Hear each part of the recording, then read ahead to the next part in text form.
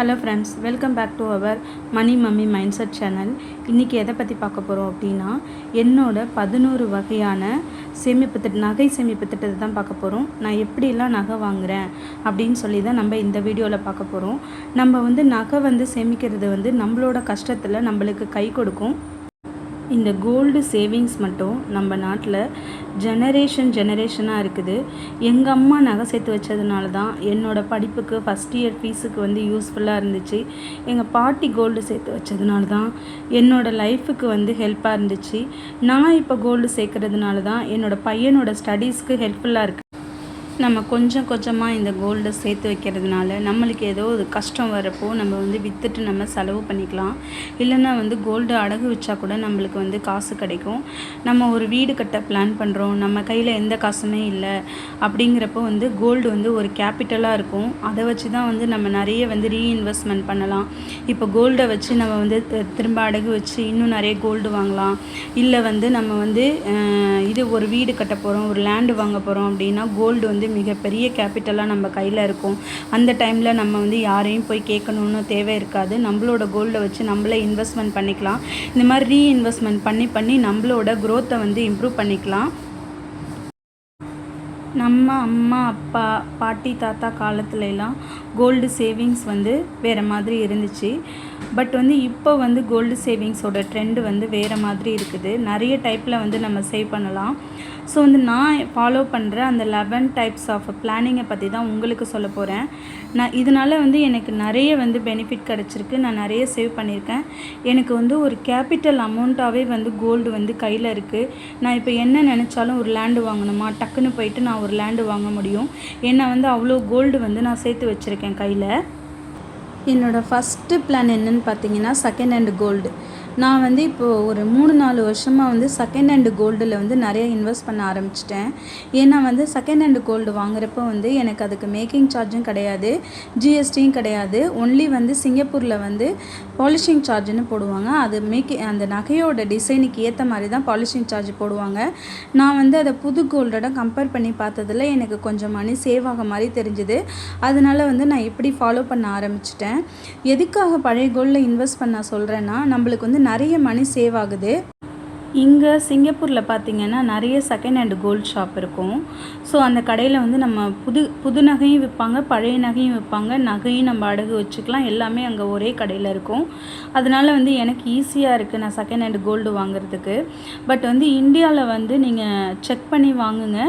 கடை நல்ல ஃபெமிலியர் கடையாக இருக்கணும். கோல்டு குவாலிட்டியாக இருக்கணும். எல்லாத்தையும் நம்ம வாங்குறப்போ செக் பண்ணி வாங்கணும். அது மாதிரி உங்களுக்கு செகண்ட் ஹேண்டு கோல்டு வாங்குறதுக்குன்னு பிளான் இருந்துச்சுன்னா, நகை வாங்குறதுக்கு முன்னாடி நகையை செக் பண்ணுங்கள். அதில் 916 அப்படின்னு எழுதியிருக்கான்னு சொல்லிட்டு.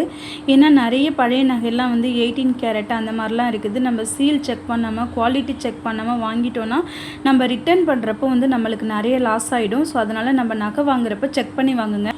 என்னோடய 2வது பிளான் பார்த்திங்கன்னா, சீட்டு மணி. எவ்ரி மந்த் நான் ஒரு $200 சேவ் பண்ணிகிட்ருக்கேன்.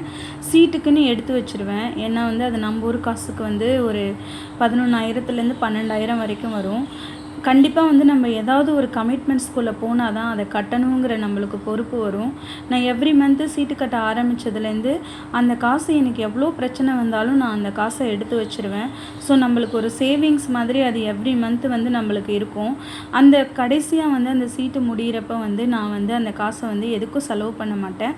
அது என்னோடய இன்வெஸ்ட்மெண்ட்டுக்கு நான் கஷ்டப்பட்டு சேர்த்தது அப்படின்னு சொல்லிட்டு அந்த பணத்துக்குரிய கோல்டு என்னவோ அதை வாங்குவேன். சம்டைம்ஸ் என் கையில் காசு இருக்குது அப்படின்னு நினச்சா கூட போட்டு காசு என் கையில் உள்ள காசையும் போட்டு கொஞ்சம் எக்ஸ்ட்ரா நகை வாங்கி வைப்பேன். அது எனக்கு ஞாபகமாக இருக்கணும். நான் கஷ்டப்பட்டு 12 மாதம் 10 மாதம் சேர்த்த காசு. அதனால் அது ஒரு பொருளாக இருக்கணும்னு நினச்சி நான் என்னோடய சீட்டு காசு எல்லாமே நான் நகை தான் வாங்கி வைப்பேன். அதை கண்ணா பின்னான்னு செலவு பண்ண மாட்டேன். என்னோடய 3rd ஐடியா என்னன்னு பார்த்தீங்கன்னா, பர்த்டே கிஃப்ட்டு. நம்மளுக்கு எல்லாருக்குமே வந்து பிறந்த நாள் வரும். வீட்டில் நம்ம பையன், ஹஸ்பண்டுக்கு எல்லாருக்குமே பர்த்டே வரும். ஸோ அந்த பர்த்டேக்கு நம்ம வந்து கண்டிப்பாக ஏதாவது ஒரு கிராம்லனாவது நம்ம நகை வாங்கணும்னு பிளான் பண்ணணும். ஸோ அதுவும் வந்து நம்ம அப்படி டார்கெட் பண்ணோன்னா நம்மளோட கோல்டோட வேல்யூ வந்து இன்க்ரீஸ் ஆகும். ஸோ நான் வந்து என்ன பண்ணுவேன்னா, என்னோடய பிறந்த நாளுக்கு நான் கண்டிப்பாக ஒரு கிராம்னாவது நகை வாங்கணும்னு நினப்பேன். அது மாதிரி என்னோடய ஹஸ்பண்டுக்கும் சன்னுக்கும் வந்து பர்த்டே வரப்போ அவங்களுக்கும் வந்து ஏதாவது சின்னதாக வாங்குவேன். அட்லீஸ்ட் நம்மளால் பெருசாக வாங்க முடியல அப்படின்னா கூட ஒரு சின்னதாக வாங்கலாம். ஒரு கிராம் ரிங்கு, 2 கிராம் ரிங்கு அந்த மாதிரி நம்ம வாங்கி வச்சோன்னா நம்ம சின்னதாக நம்ம வந்து சேர்க்க ஆரம்பித்தாதான் எதுவுமே வந்து பெருசாக நம்மளால் பண்ண முடியும். ஸோ வந்து கண்டிப்பாக வந்து உங்களோட பர்த்டே வந்து டார்கெட் பண்ணுங்கள். நெக்ஸ்ட்டு 4th ஆப்ஷன் பார்த்திங்கன்னா, உண்டியல் சேர்க்குறது. நம்ம வந்து உண்டியல் சேர்க்குறத சாதாரணமாக நினச்சிடுவோம். சம்டைம்ஸு நிறைய காசு வந்து உண்டியலில் வந்து நான் சேர்த்துருக்கேன். சின்ன வயசுலேயே வந்து இந்த சிறு சேமிப்பு திட்டம் உண்டியல் சேர்க்குறதுல எனக்கு ரொம்ப இன்ட்ரெஸ்ட்டு. நம்ம டெய்லி ஒரு 100 ரூபி, 50 ருபீஸ், 10 ருபீஸ் போட்டு வச்சா கூட ஒரு வருஷத்துக்கு அவ்வளோ பணம் இருக்கும். நான் என்ன பண்ணுவேன்னா, இந்த உண்டியல் சேர்த்த காசை கண்டிப்பாக வந்து அதை கோல்டு தான் இன்வெஸ்ட் பண்ணுவேன். வேறு எதையுமே நான் இன்வெஸ்ட் பண்ண மாட்டேன். உண்டியல் சேர்க்குற மணி எல்லாமே வந்து எனக்கு தான்.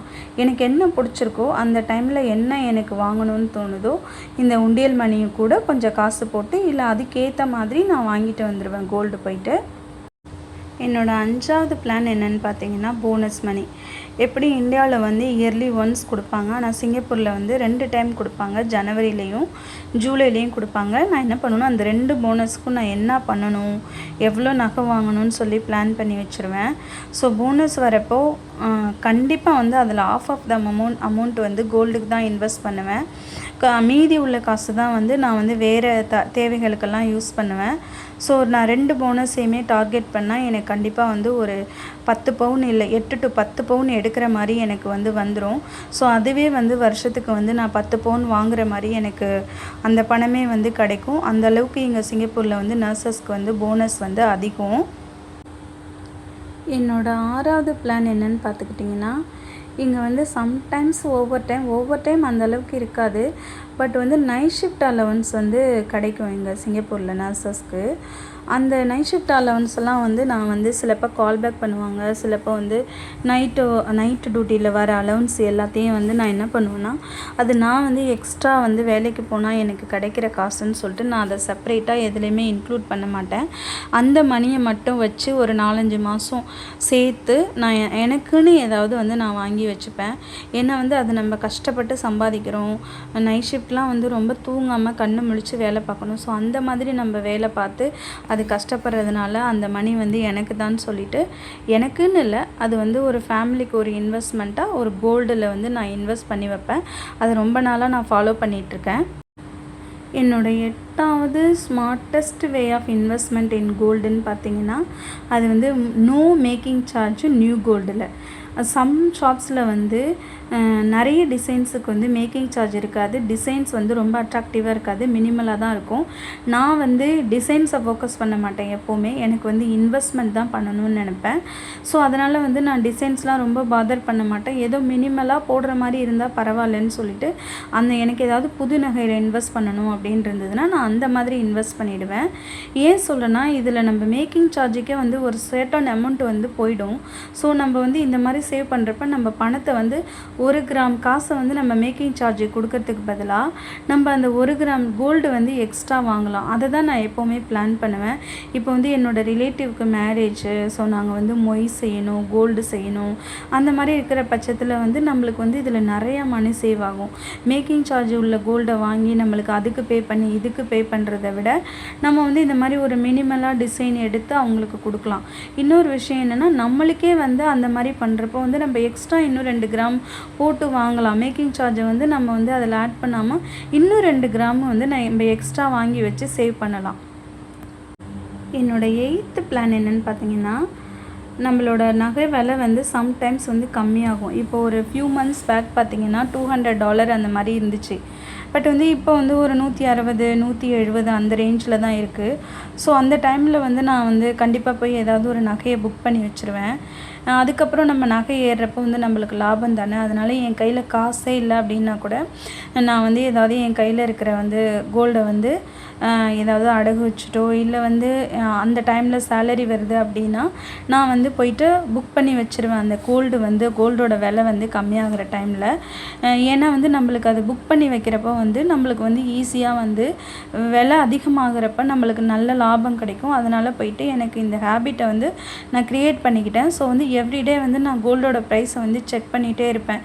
சப்போஸ் விலை டக்குன்னு கம்மியாயிடுச்சு அப்படின்னா அந்த டைமில் என் கையில் என்ன காசு இருக்கோ அதை வச்சு நான் புக் பண்ணிவிடுவேன் நகையை. என்னோடய 9th ஸ்மார்ட்டஸ்ட் வே என்னன்னு பார்த்தீங்கன்னா இன்வெஸ்ட்மெண்ட் இன் கோல்டு பார். ஏன் இது நான் சொல்கிறேன் அப்படின்னா நம்ம வந்து இந்த கோல்டு பார்க்கு வந்து நம்ம ரிட்டர்ன் பண்ணுறப்ப வந்து 3% தான் வந்து வேஸ்டேஜ் போடுவாங்க. பட் வந்து இதே வந்து நம்ம கோல்டு டிசைன்ஸில் செயினோ இல்லை வந்து ரிங்கோ அந்த மாதிரி வாங்கினோன்னா நம்மளுக்கு நிறைய வேஸ்டேஜ் போகும். இதை நான் ஷாப்பில் கேட்டேன். ஸோ நம்ம எல்லாமே வந்து இதாகவே நம்ம கோல்டாகவே வாங்கி வைக்க முடியாது, நகைகளாகவே வாங்கி வைக்க முடியாது. அதனால் வந்து நம்ம கோல்டு பார்லேயே இன்வெஸ்ட் பண்ணுவோம் அப்படின்னு சொல்லிட்டு ஒரு 5 கிராம் 10 கிராம் அந்த மாதிரி சின்னதாக வந்து வாங்கி வச்சுருக்கேன். இது வந்து எல்லாமே வந்து இந்த கோல்டு பார் எல்லாமே வந்து 999 கோல்டில் தான் வாங்கியிருக்கேன். ஏன்னா வந்து நம்ம ரிட்டர்ன் பண்ணுறப்ப வந்து அதிக மணி வந்து நம்மளுக்கு கிடைக்கும். இப்போ எனக்கு நிறைய இன்வெஸ்ட்மெண்ட் ஏதாவது பண்ணணும், ஒரு வீடு கட்டணும், ஒரு இடம் வாங்கணும், இல்லை வந்து எதுக்காவது எனக்கு யூஸ்ஃபுல்லாக இருக்கணும், ஏதோ ஒரு எமர்ஜென்சி செலவப்போ நான் வந்து அது விற்கிறப்போவோ இல்லை அடகு வைக்கிறப்போவோ எனக்கு வந்து கொஞ்சம் அமௌண்ட் வந்து அதிகமாக கிடைக்கும். என் கையிலையும் 999 கோல்டு இருக்கணும் அப்படின்னு சொல்லிட்டு நான் அந்த கோல்டு பாரில் இன்வெஸ்ட் பண்ணி வச்சுருக்கேன். என்னோடய 10th பிளான் என்னென்னு பார்த்தீங்கன்னா செல்ஃப் லவ். இப்போ வந்து சம்டைம்ஸ் வந்து நம்ம ஷாப்புக்கு போவோம், நம்மளுக்கு ஒரு நல்ல டிசைன் வந்து தோடு பிடிச்சிருக்கும், நெக்லஸ் பிடிச்சிருக்கும், இல்லை வேறு ஏதாவது நம்மளுக்கு பிடிச்சிருக்கும். அந்த டைமில் வந்து என்னென்னா நம்ம ஆசைப்பட்டதை நம்ம வாங்கி வச்சுக்கணும். ஏன்னா வந்து நம்ம இவ்வளோ கஷ்டப்பட்டு வேலை பார்க்குறோம், நம்மளுக்கு பிடிச்சதை நம்மளுக்கு செஞ்சுக்கணும். நம்மளை செல்ஃப் லவ் ஃபஸ்ட்டு பண்ணிக்கணும், நம்மளுக்கு நாமே கிஃப்ட் கொடுத்துக்கணும். நம்மளுக்கு அடுத்தவங்க கிஃப்ட் கொடுப்பாங்கன்னு வெயிட் பண்ணிகிட்டு இருக்கிறத விட, ஹஸ்பண்ட் கிஃப்ட் கொடுப்பாங்க, குழந்தைங்க கிஃப்ட் கொடுப்பாங்க அப்படின்னு சொல்லி நம்ம வெயிட் பண்ணிகிட்டு இருக்கிறத விட நம்மளுக்கு பிடிச்சதை நம்ம வாங்கி நம்ம என்ஜாய் பண்ணணும். ஸோ அதனால் நான் இப்போ கடைக்கு போகிறேன், எனக்கு ஏதாவது ஒன்று பிடிச்சிருக்கு, ஏதாவது ஒரு டிசைன் பிடிச்சிருக்கு, எனக்கு போட்டால் நல்லாயிருக்கும் அப்படின்னு என் மனசுக்குள்ளே ஃபீல் பண்ணேன் அப்படின்னா நான் அதை வாங்கிடுவேன். அது 1 கிராமாக இருக்கலாம், 2 கிராமாக இருக்கலாம், ஏதோ ஒரு சின்ன பொருள். நம்மளை அப்ரிஷியேட் நம்ம பண்ணிக்கணும். நம்ம எல்லாத்துக்குமே நம்ம எல்லாத்துக்கும் டிசர்வ். அதனால் வந்து நம்ம வந்து கண்டிப்பாக வந்து நம்மளுக்கு கிஃப்ட் பண்ணிக்கணும். ஸோ வந்து நம்மளை லவ் பண்ணால் தான் நம்ம வந்து அடுத்தவங்க லவ் பண்ணுவாங்க. ஸோ வந்து நம்மளுக்கு நாமே கிஃப்ட் கொடுக்கணும். ஸோ நெக்ஸ்ட்டு வந்து 11th வந்து இங்கே சிங்கப்பூரில் வந்து ப்ரீ கோல்டு புக்கிங்னு இருக்குது. 6 மந்த் வரைக்கும் நம்ம பே பண்ணிக்கலாம். ஒரு நகையை எடுத்து வச்சுட்டு நம்ம 6 மந்த் வரைக்கும் பே பண்ணலாம். ஆனால் நம்ம வாங்குகிற அன்றைக்கி அதே ரேட்டு தான் கொடுப்பாங்க. எக்ஸாம்பிள் வந்து இப்போ வந்து 1 கிராம் வந்து $170 விற்கிது அப்படின்னா, நம்ம ஒரு காசுக்கு ஒரு 15,000 விற்கிது 1 கிராம் அப்படின்னா, நம்ம வந்து வாங்குகிற அன்றைக்கும் அதே காசு தான் இருக்கும். கோல்டோட ப்ரைஸ்லாம் ஏற்றிலாம் கொடுக்க மாட்டாங்க. இங்கே புக் பண்ணி வைக்கிறது ரொம்ப பெனிஃபிட்டாக இருக்குது இந்த ஆப்ஷனு. ஏன்னா வந்து நிறைய பேர்கிட்ட வந்து மொத்தமாக வந்து நகை வாங்க காசு இருக்காது. ஸோ 10% வந்து நம்ம கட்டினா போதும். மீதி உள்ள பேலன்ஸ் அந்த 6 மாதமும் கொஞ்சம் கொஞ்சமாக நம்ம கட்டி நகையை எடுத்துக்கலாம். இந்த மாதிரி நான் நிறைய நகை எடுத்திருக்கேன். ஏன்னா வந்து எனக்கு இது யூஸ்ஃபுல்லாக இருக்குது ரொம்ப. இப்போ மந்த்லி ஸ்கீம் எல்லாம் பார்த்தீங்கன்னா வச்சிங்களேன், மாதம் நம்ம போய் காசு கட்டுவோம். பட் வந்து அந்த எண்டில் வந்து எவ்வளோ காசுக்கு அந்த நகை வாங்க முடியுமோ அவ்வளோதான் வாங்கலாம். பட் வந்து இந்த ஆப்ஷன் எப்படின்னா, ப்ரீ புக்கிங் எப்படின்னா, நம்ம முன்னாடியே புக் பண்ணி வச்சிடறோம் நம்ம நகையை. ஸோ நம்ம வாங்குறப்ப அதே ப்ரைஸில் தான் இருக்கும். இது எனக்கு நல்ல லாபமாக தெரிஞ்சுது. வேறு எல்லா விதையை விட எனக்கு இது ரொம்ப ப்ராஃபிட்டாக இருக்குது. ஸோ அதனால் இதை நான் ரொம்ப வருஷமாக ஃபாலோ பண்ணிகிட்ருக்கேன். நீங்கள் வந்து என்னென்ன முறையில் வந்து நகை சேர்க்குறீங்க அப்படின்னு சொல்லி கீழே கமெண்ட் பண்ணுங்கள். இந்த டிப்ஸ் எல்லாம் உங்களுக்கு பிடிச்சிருந்ததுன்னா மறக்காமல் நம்மளோட சேனலை சப்ஸ்கிரைப் பண்ணுங்கள். தேங்க்யூ ஃபார் வாட்சிங். மற்றும் ஒரு நல்ல விலாகில் உங்களை சந்திக்கிறேன். அது வரைக்கும் பாய்.